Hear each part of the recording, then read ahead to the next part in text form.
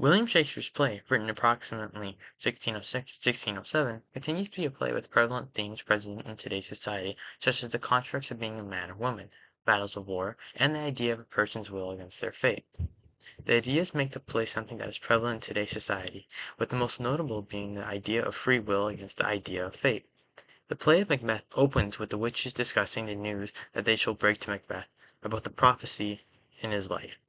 They are responsible for telling him that he is destined to be king, planting the idea of success in his head as he moves from a Thane of Gelmus to the King of Scotland. Macbeth is then tempted to enact this fate by taking the throne for himself by killing Duncan. However, there is a passage which highlights his reluctance to enact upon it. From Act 2, Scene 1, Macbeth's soliloquy displays his hallucination of a dagger, symbolizing his choice to become a killer. Go bid thee mistress when my drink is ready. Strikes upon the bell. Get thee to bed. Is that a dagger which I see before me, handled towards my hand? Come, let me clutch thee. I have thee not, and yet I see thee still. Art thou now, fatal vision, sensible, the feeling as to sight? Or art thou but a dagger of the mind, a false creation, proceeding from the heat-oppressed brain? I see thee in form as palpable as this which now I draw. Thou marshallest me the way that I was going, if such an instrument I was to use.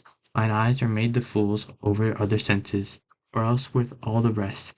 I see thee still, and on thy blood in dungeons gouts the blood, which was not so before. There's no such thing. Is it the bloody business which informs thus to mine eyes? Now over the one half world, nature seems dead, and wicked dreams abuse the curtained sleep. Witchcraft celebrates pale Hecate's offerings and withered murder, alarmed by his sentinel the wolf, whose house is watched thus which his stealthy pace, with Tarquin's ravishing strides towards his design, moves like a ghost. Thou sure and firm set earth, hear not my steps which way they walk, for fear thy very stones prate of my whereabout, and take the present whore from the time which now suits with it. Whilst I threat he lives, worse to the heat of the deeds to gold breathed I give. A bell rings. I go, and it is done. The bell invites me. Hear it not, Duncan, for it is a knell that summons thee to heaven or to hell. Thesis. Macbeth's soliloquy highlights his descent into madness as he chooses his own ambitions over the values of others, highlighting the tension between the illusion of control through free will against his own fate, leading to an irreversible consequential decision. First line. Is this a dagger which I see before me? Is phrased like a question, which incorporates some uncertainty for Macbeth, revealing that he is questioning his own perception. Shakespeare employs the hallucination of the dagger to symbolize Macbeth's internal conflict and psychological consequences of his ambition. This uncertainty of the dagger foreshadows his later stages into madness as he is then consumed with guilt and paranoia. This phrase highlights the thematic element of illusion against reality as a motif throughout the play. The dagger is being presented to him like a choice, where he has the ability to reject or accept what he is being given. This parallels the tragedy of Anakin Skywalker's downfall to the dark side in Star Wars. The dagger can be resembled as a red lightsaber, which is the primary weapon used by the Sith. While this story was written 400 years after Shakespeare's play, they both have similar elements of destiny and choice. Anakin is prophesied as a chosen one to defeat the Jedi enemy, the Sith. However, he is tricked into rejecting the Jedi ways as he is convinced that he can save someone he loves by doing so for his own selfish gain. He chooses his own ambitions over the needs of others, which is explained by Kenobi in the following clip. You were the chosen one! It was said that you would destroy the Sith, not join them! Bring balance to the Force, not leave it in darkness! This is similar to Macbeth's choice of ambition for rank of king, in that they both must deal with some kind of fate that is associated with them and their own decision in life. They both fall to their ambition, but get consequential change within their life. The dagger represents both his desire for power and the illusion of control, reinforcing the idea that once he commits this crime, he will be unable to escape the consequences of his ambition. Dagger of the mind. A false creation proceeding from the heat-oppressed brain. As he sees a dagger in front of him, he wonders if it is a genuine one or a hallucination, a dagger of the mind. This phrase illustrates the mental anguish he goes through before Duncan's murder, which is essential to comprehending his internal battle. The phrase demonstrates how Macbeth's desire warped his understanding of reality by supporting the idea that his delusion represents his conflict between ambition and morality. The statement implies that his vision is a reflection of his own thoughts rather than a supernatural entity directing him. His recognition of the dagger as a false creation shows that he is aware that his wants are taking over his thoughts. This foreshadows the moral decay that will devour him throughout the play and shows how ambition may triumph over reason. The next part focuses on the psychological nature of the vision. The phrase heat-oppressed brain conjures up images of feverish concern, as though Macbeth's thinking is so strong that it is warping his perception of reality. The rhetorical question shows his decline into paranoia and insanity, which subsequently shows itself as a conviction in his hallucination of Banquo's ghost. The idea of internal conflict is furthered when Macbeth refers to his head as oppressed, which implies that he feels imprisoned by his own thought. Pope places emphasis on the theme of illusion versus reality as Macbeth grapples with whether he is truly seeing the dagger or if it is the deceptive trick of the mind. His inability to distinguish between what is real and what is imagined reflects his growing instability, illustrating how ambition is leading him away from rational thought. Ultimately, this moment serves as a turning point, showing that Macbeth is not simply being led by fate, he is actively allowing his ambition to control him, setting him on a path towards inevitable destruction.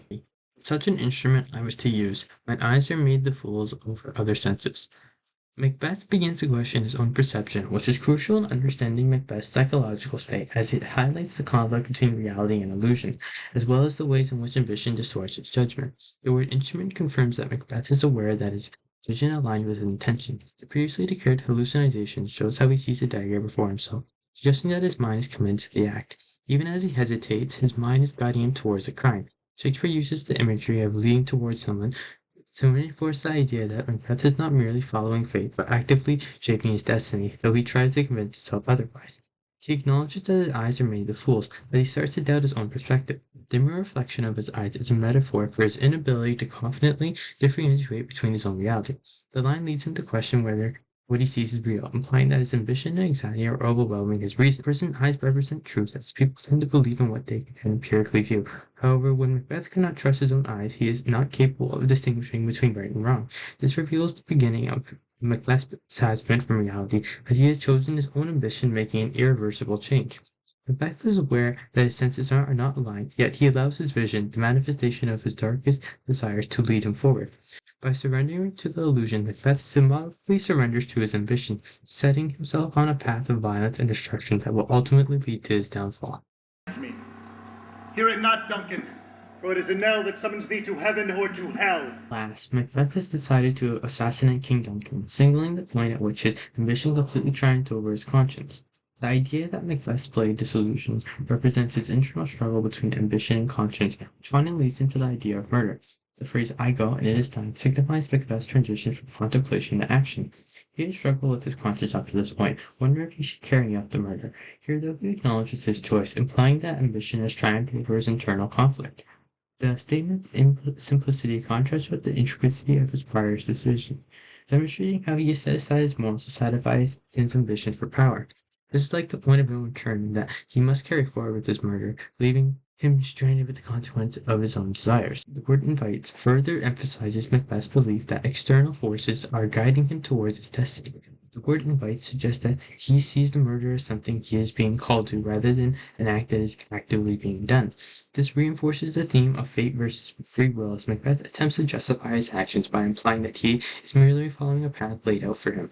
However, the reality is that he is making a conscious decision, and this attempt to distance himself from responsibility foreshadows his later guilt and paranoia. The final line, that summons thee to heaven or to hell, uses imagery to signal the finality of Macbeth's choice. The mention of heaven and hell highlights Macbeth's awareness of the moral gravity of his crime, yet he proceeds anyway, fully embracing the darkness that will ultimately lead to his downfall.